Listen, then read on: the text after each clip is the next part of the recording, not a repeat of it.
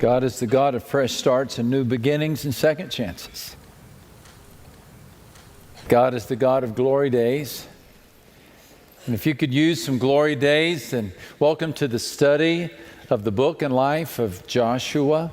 God gave him and the children of Israel a second shot at the promised land. They took it, and they were never the same again.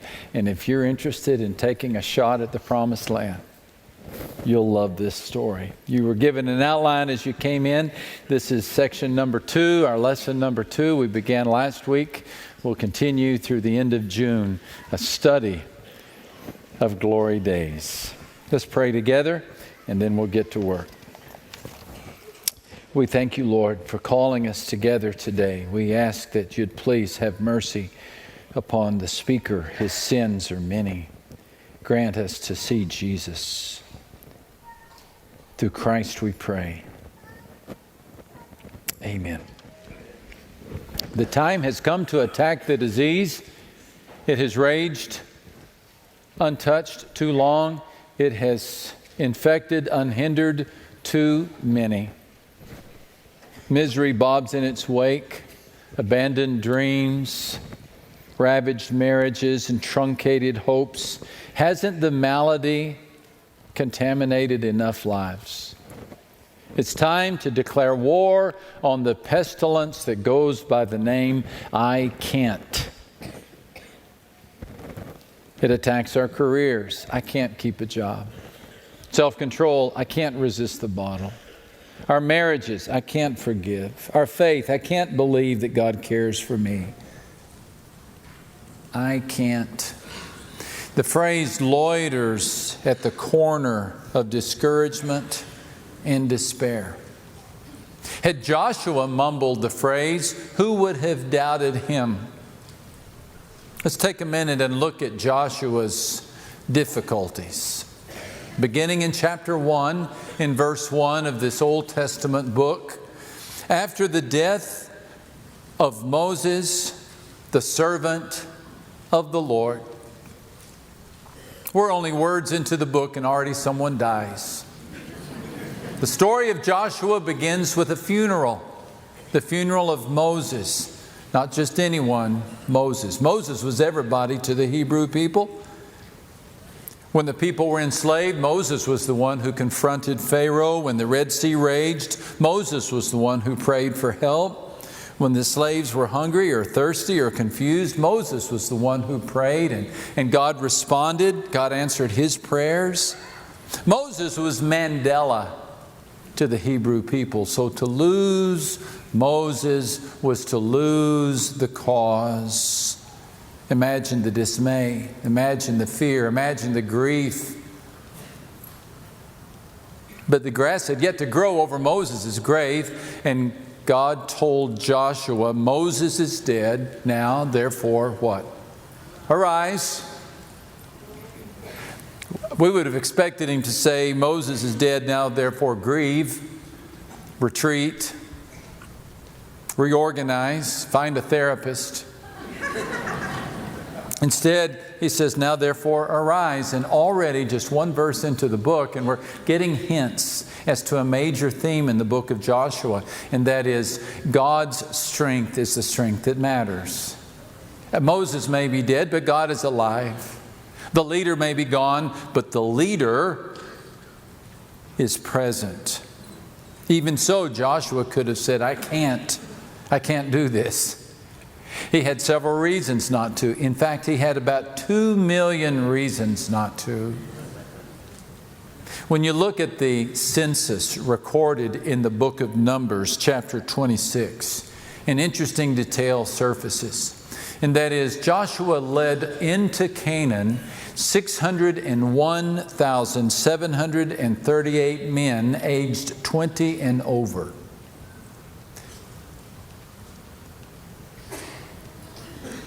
Assuming that 2/3 of those men each had one wife, and assuming that that man and wife had, I don't know, a couple of kids, the number of this population swells quickly to over 2 million people. Keep that in mind as you're reading through the book of Joshua. Joshua is not leading a Boy Scout troop through Canaan. This is a city the size of San Antonio or San Diego. 2 million people, 2 million inexperienced people. They've never been to Canaan. They've been out in the wilderness. They've never seen a fortified city like Jericho or trained fighters like the fighters of Ai. They can fight snakes. They can handle the desert. But do they have any response to the iron-wheeled chariots of the Canaanites? And speaking of the Canaanites, what about all these enemies? The Amalekites, the Hittites, the Canaanites, the Amorites, the Jerichoites, the Cellulites. Odd names to us, but these names struck fear in the hearts of the Hebrew people. You need to understand, for 400 years, these people had a stronghold on this land. They were referred to as early as in the days of Abraham in the book of Genesis, when God told then Abram, "Know certainly that your descendants will be strangers in a land that is not theirs, and will serve them, and they will afflict them 400 years. But they shall return here, for the iniquity of the Amorites is not yet complete." God foreseeing the evil hold that the Amorites would have on this land, that it would continue for 400 years. For 400 years, these people had contaminated this land that God had given to Abraham. Historians tell us that they sacrificed babies in worship, that they practiced orgies, they dedicated themselves to witchcraft and idolatry. The Talmud, which is the ancient commentary on the Bible from the Jewish culture, called the Amorites an evil and sinful people whose wickedness surpasses that of any other, whose life will be cut short on earth. Yet another reason for Joshua to say, "I can't do this. I can't. Moses is dead. I can't. I've got a bunch of inexperienced tenderfoots. 2 million of them. I can't. Have you seen the people on the other side of the Jordan River? They eat folks like us for breakfast." But Joshua never had a chance to declare defeat. He was still reeling from the death of Moses and then the invitation of God when God gave them this declaration. Look at it. "Arise and go over this Jordan, you and all this people, to the land which" what? "I am giving them." Underline that phrase. I am giving them. Not the land I might give them. Not the land you must conquer. Not the land of which you must prove worthy. Not the land you must earn, confiscate, conquer, or purchase. But you must go to the land I am giving them. A transaction had already happened. God was giving them the land. The victory had already been won. The decision had already been made. So victory was certain because victory was God's. When I was 16 years old, something remotely similar happened to me. One night at the Locato dinner table, somewhere between the passing of the beans and the passing of the peas, a set of keys appeared on the table next to my plate. I looked at the keys. In the ensuing dialogue went something like this. "Max, what are these keys?" "Dad, keys to a Plymouth sedan that's parked out in the driveway in front of the house." "Max, whose car is it?" "Dad, yours." "Max, are you serious?" "Dad, serious as a heart attack." "Max, gulp." I had asked my dad for a car every single day of my life. In my sonogram picture, I am holding a sign that says, car, please. Other babies, when they say their first word, say, mama. I said, Mustang. But my father's stock reply to my daily pleadings was, Max, you will have a car once you, and then fill in the blank. Earn it, buy it, save up for it, qualify for government subsidy. He made it clear car acquisition was my job. But then came this wonderful, glorious event, this change of course in which he handed me the keys. In a moment of weakness, he didn't hand me payment vouchers. He didn't hand me car payment requirements. It turned out the company for which he worked, Exxon, called Humble in those days, was auctioning off a bunch of company cars, dirt cheap, and in a moment of weakness, he bought me one. It was an old sedan, four-door company car, but hey, who's picky? I had a car. He handed it to me.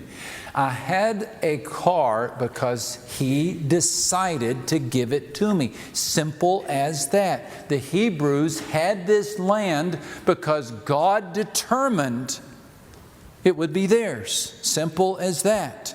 About the time Joshua lifted his jaw off the ground, God gave him the specs of a land. He said, every place that the sole of your foot will tread upon, there it is again, have given you. As I said to Moses, from the wilderness of this Lebanon, as far out as the great river, the river Euphrates, and all the land of the Hittites, and to the great sea, toward the going down of the sun, this shall be your territory. Now these were gypsies. They didn't own a sand lot. They didn't have anything. Yet in one grand divine fiat, they were given the land of their dreams, really the choice property on the planet. God handed Joshua the keys. And Joshua, in a great moment of faith, took the keys and said, I accept it. And I'm wondering if it is time for you to do the same.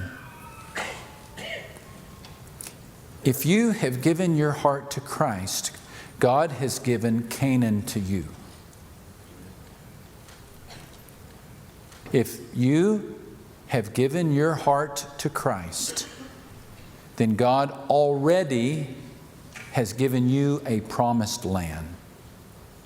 The book of Ephesians in many ways is a New Testament version of the book of Joshua.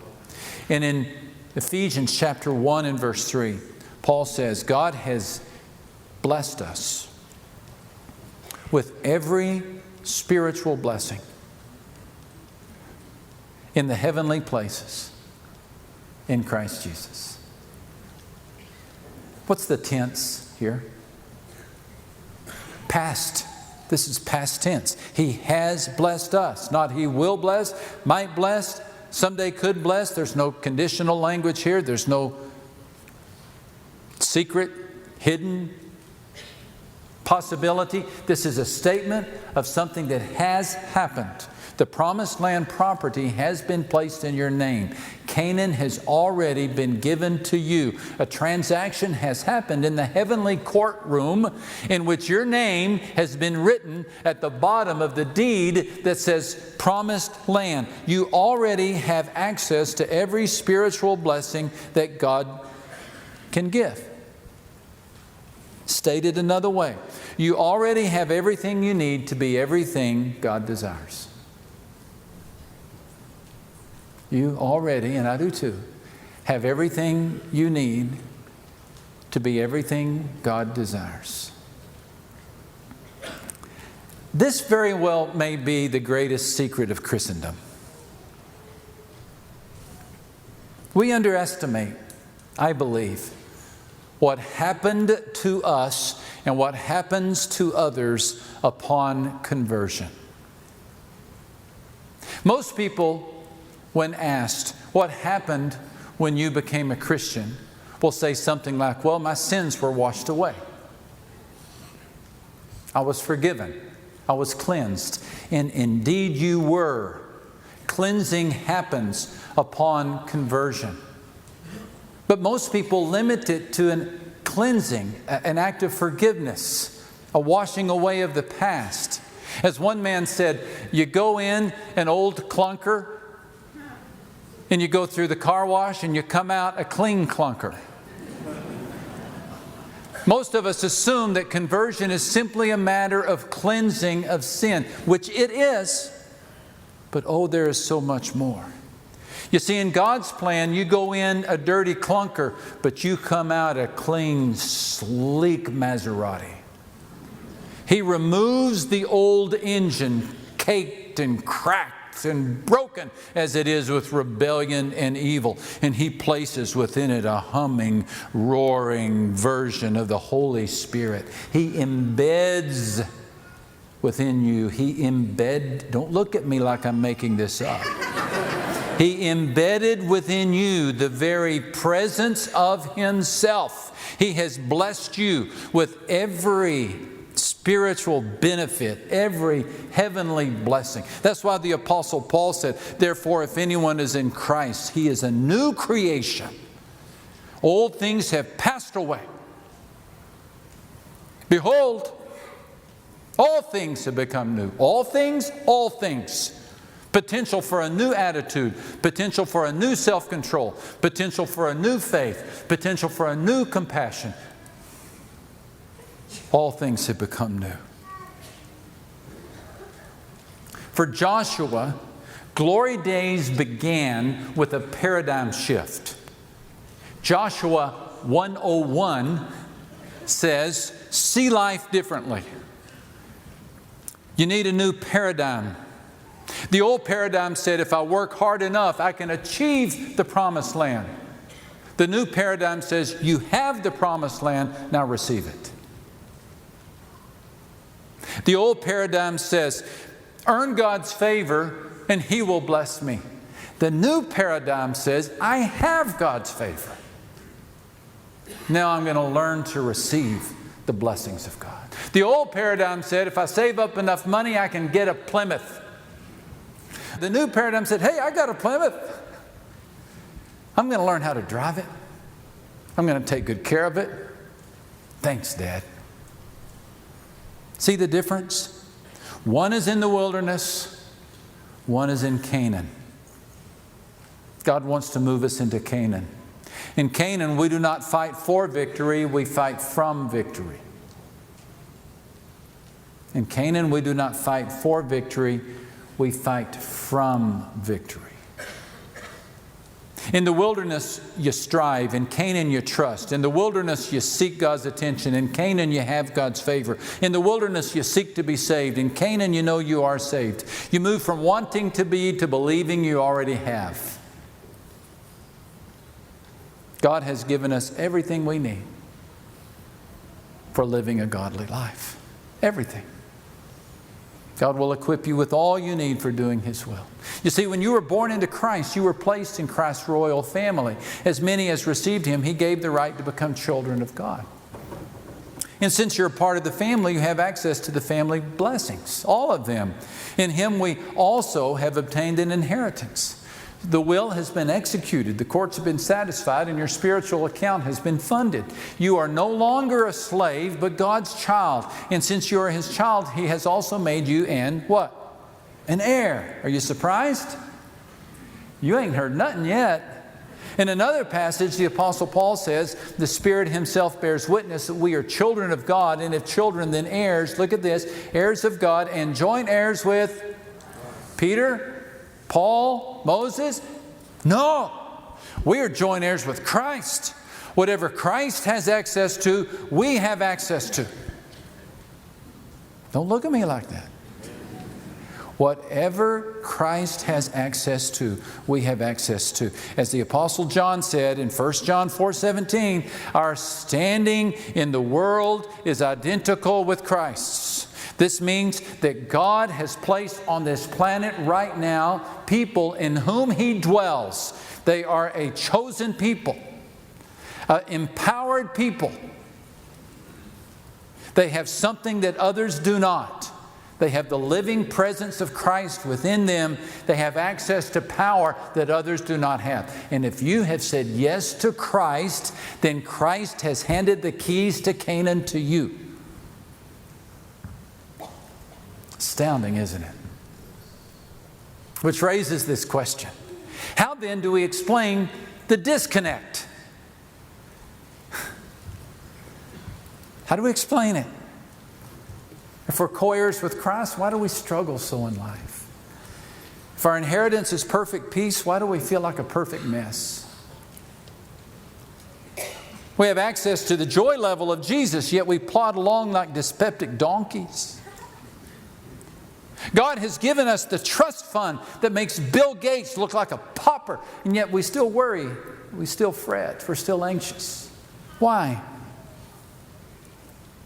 I can think of a couple of reasons. One, we don't know about our inheritance. I have a hunch that vast numbers, thousands of Christians just don't know this. We don't know the exceeding greatness of His power toward us who believe. No one ever told us that we fight from victory, not for victory. Some Christians never live out of their inheritance because they just simply didn't know they had one. They thought wilderness was where we're supposed to be. There's a Native American fable about a brave who happened upon a nest of eagle eggs. Deciding to have some fun, he took one of the eagle eggs and he placed it in a nest with some prairie chickens. The eggs hatched and the changeling eagle believed himself to be a prairie chicken. So he spent his life clucking and cackling and scurrying. He never tried to fly much more than a few feet off the ground. He thought he was destined to be a chicken. Then one day an eagle soared through the sky and something within him leapt. And he looked up and he said, "Oh, what a beautiful bird. What is that?" And one of the chickens said, "Oh, that's an eagle. You can never be one of those." And he believed the chicken. And he went about his task of dirt scratching, bug eating, and clucking. When you read the story of Jesus Christ in the Gospels, something within you leaps. He was never anxious. He always seemed to have wisdom. He was also compassionate. He respected the beauty of every person. There was just something about him, the most perfect person to ever live. Something inside you says, "I want to be like him."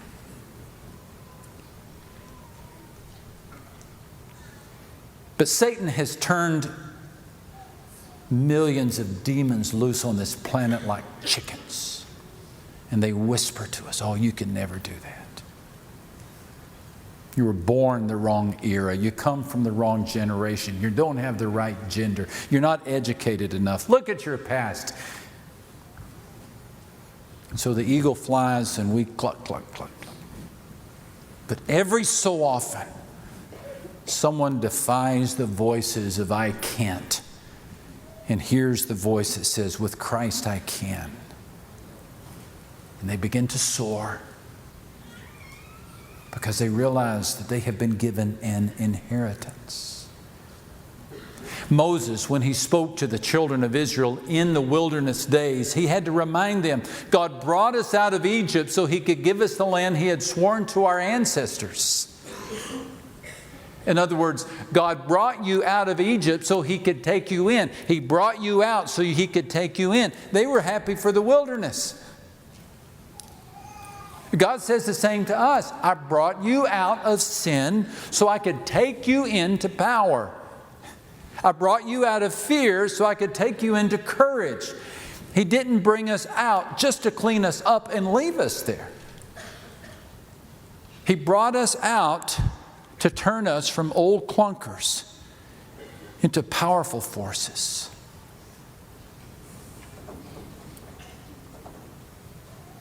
He needed to remind the children of Israel of this. I think we need the reminder as well. Maybe you didn't know this. Now you do. Which brings the second question, will you trust it? Will you trust it? This is the second explanation for our weakness. We simply don't believe our inheritance. I had trouble believing my dad would give me a car. But you can bet your sweet September it wasn't long until I was putting that promise to test. Joshua believed. Will you believe? Will you begin to live like a child of inheritance? God told Joshua, every place that the sole of your foot will tread upon, I have given you. As I said to Moses, implied in that statement is, I made this promise 40 years ago and they didn't take me up on it.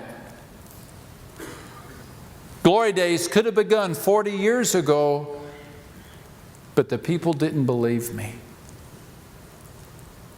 Much to Joshua's credit, he believed.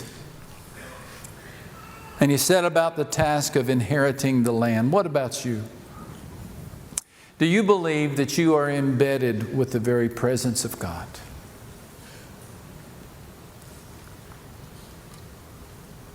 Do you believe that you are embedded with the very presence of God? Do you believe that when you walk into a room, the presence of God is in that room?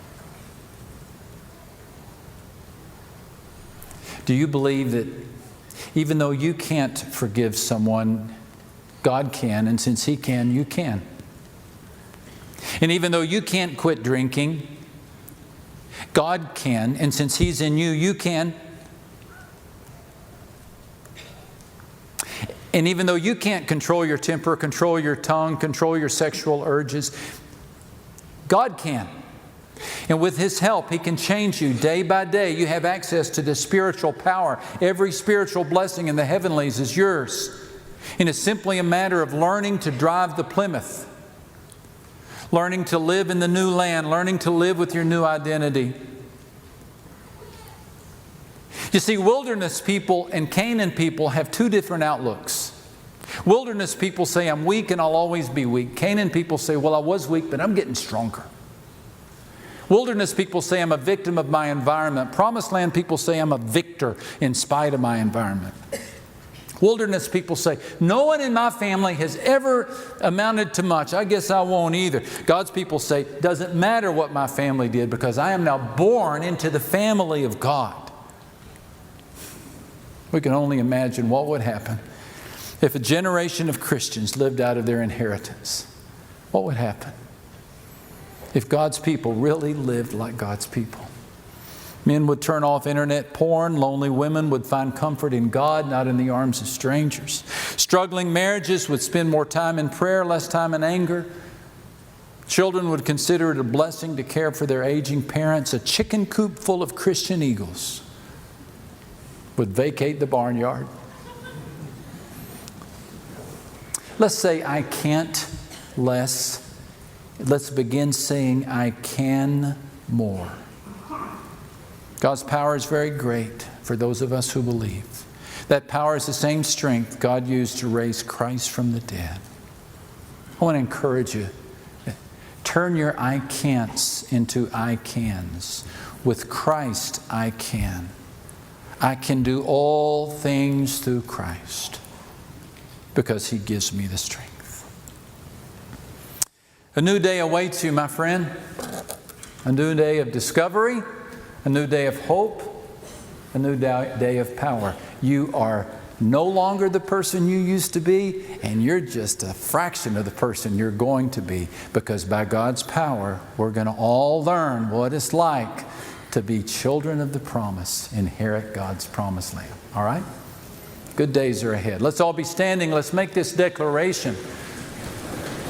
The words will appear on the screen. Fill your lungs with air, your hearts with hope, and say it like you mean it. These days are glory days. My past is past. My future is bright. God's promises are true, and His word is sure. With God as my helper, I will be all He wants me to be, do all He wants me to do, and receive all He wants me to receive. These days are glory days. Yes, Lord. Thank you. Thank you. Thank you. We try our best, Lord. We have to have your help, because even as we seek to be people of the promise, we fall back and become people of the curse. Today, Lord, though, we're stepping forward in faith, stepping into the promised land, asking you, Lord, to help us be the people you want us to be. Thank you for the gift. Thank you for your love. Thank you for your favor. Thank you for your devotion to us. To Jesus we pray. And all the church said, Amen. Amen.